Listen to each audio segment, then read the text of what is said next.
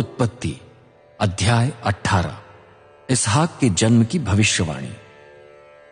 जब अब्राहम ममरे के बांज वृक्षों के मध्य दोपहर की तेज धूप में अपने तंबू के द्वार पर बैठे थे, तब प्रभु ने उन्हें दर्शन दिया। अब्राहम ने आंख ऊपर उठाकर देखा कि उनके सामने 3 पुरुष खड़े हैं। वो उनको देखते ही उनका स्वागत करने के लिए तंबू के द्वार से दौड़कर आए और भूमि की ओर झुककर उनका अभिवादन किया। अब्राहम ने कहा, स्वामी, यदि आपकी कृपा दृष्टि मुझ पर हो तो आप अपने सेवक के पास से चले न जाइए। मैं थोड़ा जल मंगवाता हूं। आप अपने पैर धोइए और पेड़ के नीचे विश्राम कीजिए। तब तक मैं रोटी ले आऊंगा कि आप उसे खाकर अपने को ताजा करें। उसके पश्चात आप आगे चले जाना। आप तो अपने सेवक के पास आए हैं। उन्होंने कहा, जैसा तुम कहते हो वैसा ही करो। अब्राहम तुरंत सारा के पास तंबू में गए और उससे कहा, शीघ्र ही 10 किलो मैदा लेकर उसे गूंद डालो और उसकी रोटियां बना लो। फिर वो रेवड़ की ओर दौड़े। वहां उन्होंने नरम और अच्छे पशुओं को छांट कर सेवक को दिया। सेवक उसे अविलंब पकाने गया। अब्राहम ने दूध और दही तथा पशु का पका हुआ मांस 3 पुरुषों के सम्मुख परोस दिया। जब तक वे भोजन करते रहे, अब्राहम पेड़ के नीचे उनके पास खड़े रहे। उन्होंने पूछा, तुम्हारी पत्नी सारा कहां है? अब्राहम ने उत्तर दिया, वो तंबू में है। प्रभु ने कहा, मैं निश्चय ही तेरे पास वसंत ऋतु में वापस आऊंगा और तेरी पत्नी सारा को पुत्र उत्पन्न होगा। सारा, जो अब्राहम के पीछे खड़ी थी, तंबू के द्वार से उनका वार्तालाप सुन रही थी। अब्राहम और सारा वृद्ध थे। उनकी आयु पक चुकी थी। सारा का मासिक धर्म बंद हो गया था। अतएव सारा अपने मन में हंसकर बोली, मैं बूढ़ी हो गई हूं। मेरे स्वामी वृद्ध हैं। क्या इसके पश्चात भी मुझे सहवास का आनंद प्राप्त होगा? प्रभु ने अब्राहम से कहा, सारा क्यों हंसी? वो क्यों बोली, मैं बूढ़ी हो जाने पर भी क्या पुत्र को जन्म दूंगी?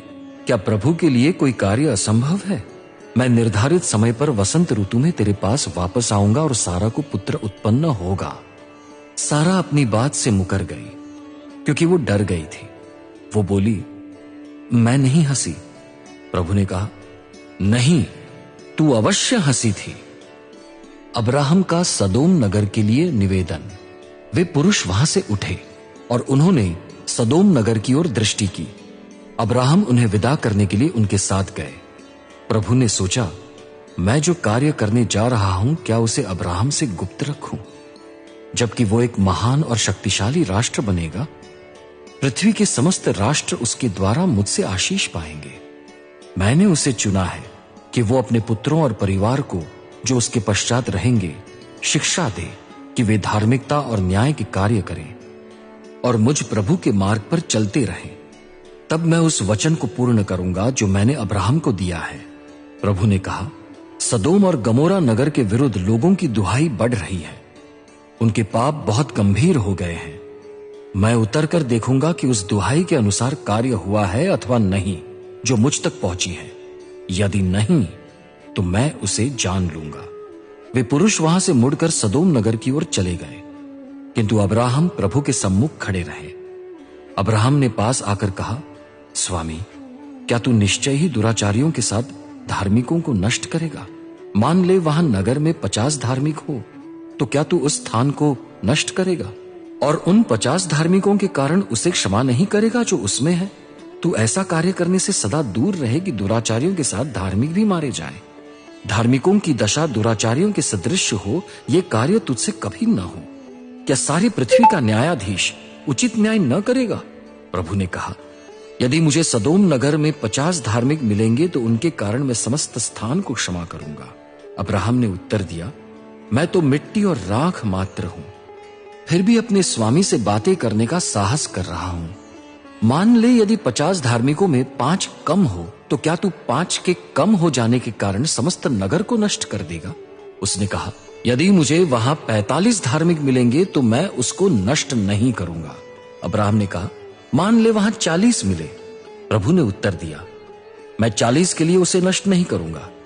अब्राहम ने पुनः कहा, यदि स्वामी क्रोध न करे तो मैं कहूंगा, मान ले वहां 30 ही मिले। उसने उत्तर दिया, यदि मुझे वहां 30 मिलेंगे तो मैं उसे नष्ट नहीं करूंगा। अब्राहम ने कहा, देख, मैंने स्वामी से बातें करने का साहस किया है, मान ले वहां 20 धार्मिक मिले। उसने उत्तर दिया, मैं 20 के लिए भी उसे नष्ट नहीं करूंगा। तब अब्राहम ने कहा, यदि स्वामी क्रोध न करे तो मैं एक बार और कहूंगा, मान ले वहां 10 धार्मिक मिले। उसने उत्तर दिया, मैं 10 के लिए भी उसे नष्ट नहीं करूंगा। जब प्रभु अब्राहम से बातें कर चुका तब वो चला गया। अब्राहम अपने निवास स्थान को लौट गए।